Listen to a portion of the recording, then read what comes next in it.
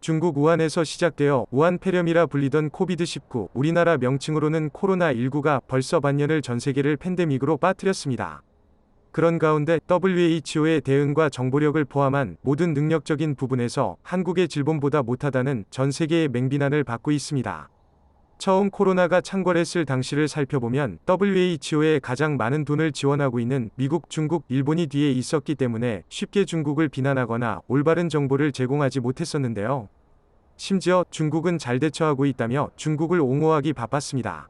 하지만 실제로 중국의 대응은 발빠르게 이루어지지 않았고 SNS 등을 통한 중국 현지 상황이 알려지면서 사태의 심각성을 더욱 부각시켰습니다.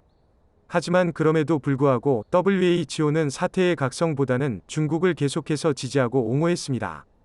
그러면서 전 세계 각국에 코로나가 퍼지기 시작하면서 이제는 아시아뿐만이 아니라 지구의 모든 대륙에 퍼져나갔는데요.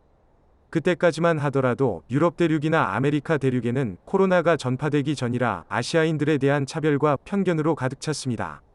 하지만 코로나 바이러스가 전 세계로 퍼져나가면서 그야말로 팬데믹 사태로 번져버렸습니다. 그제서야 한국 질본의 대응이 다른 어느 국가보다 우수하고 뛰어나다는 걸 알게 되면서 전 세계 곳곳에서 취재 경쟁에 뛰어들었습니다. 한국의 방역 대응을 배우고 싶어 했고 또 진단 키트를 하루라도 빨리 받아보고 싶은 마음에 각국의 정상들이 직접 한국의 업체에 찾아오기도 했습니다. 또 자국의 전세기를 직접 보내면서 수입을 원하는 나라도 있었습니다. 그런 와중에도 WHO는 여전히 코로나 바이러스의 꼬리만을 잡고 헤매고 있는 상황이 벌어졌습니다. WHO의 태도는 확실히 한국 질본에 대한 정보를 적극 수용했고 또 전문성과 방법들도 한국 질본의 수준에 훨씬 못 미치는 상황인 듯 보였습니다. 그런데 또다시 WHO의 무능함을 다시 한 번 더 느끼게 되었는데요. 바로 WHO가 신종 코로나 바이러스 감염증 무증상 감염자는 다른 사람에게 전파시키는 일이 드물다고 밝혔다가 논란이 커지자 하루 만에 사실상 이를 번복했습니다. 미국 CNBC 방송 등에 따르면 마리아 판케르오버 WHO 신종질병팀장은 무증상 전파에 대해 말하길 정말 복잡한 문제라며 사실 우리는 그에 대한 대답을 아직 갖고 있지 않다고 밝혔습니다. 앞서 전날 브리핑에서 판케르오버 팀장은 WHO가 보유한 데이터 분석 결과 무증상 감염 환자가 다른 사람에게 코로나19를 옮기는 경우는 매우 드물었다고 밝혔는데요.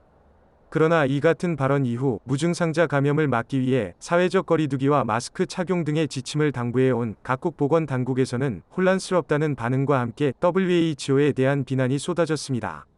세계 각국에서 이런 반응이 나오자 해명에 나선 판케르오버 팀장은 지난 8일에 언급한 소수 연구들과 무증상 케이스들을 조사한 결과를 발표한 두세 개의 논문들에 기반한 것이라며 그것은 코로나19와 관련 연구들의 아주 적은 일부분이라고 일축했습니다. 그러면서 그것이 곧 WHO의 입장이라고 말하지는 않았다며 해명했는데요.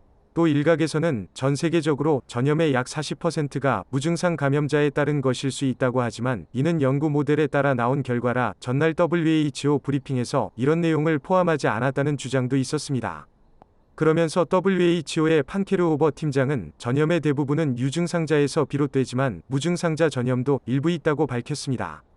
마이크 라이언 WHO 긴급대응팀장도 전날 발언에 대해 오해가 있었거나 우리가 가장 적절한 단어를 사용해 설명하지 못한 것 같다면서 수습에 나섰는데요. 이런 WHO의 태도에 대해서 세계 각국에서는 WHO가 한국의 질본보다 못하다며 WHO의 이야기를 듣는 것보다 한국 질본의 이야기를 경청하는 것이 합리적이라는 이야기도 나오고 있습니다. 전 세계를 혼란으로 빠뜨린 코로나 바이러스가 하루빨리 종식이 되어서 다시 평화로운 일상으로 돌아올 수 있기를 바랍니다. 오늘 전해드릴 소식은 여기까지입니다. 지금까지 레이첼이었습니다.